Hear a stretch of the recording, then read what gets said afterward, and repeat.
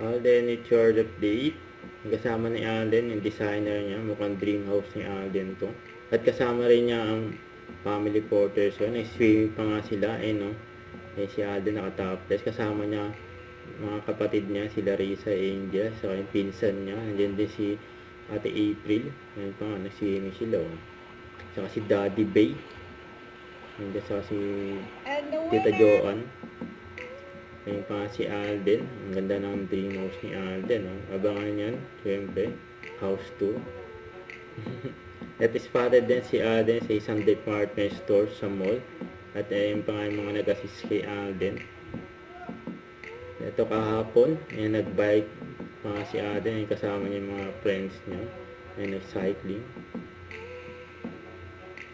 At nag-trending pa nga yung episode sa Love Surigao sa View.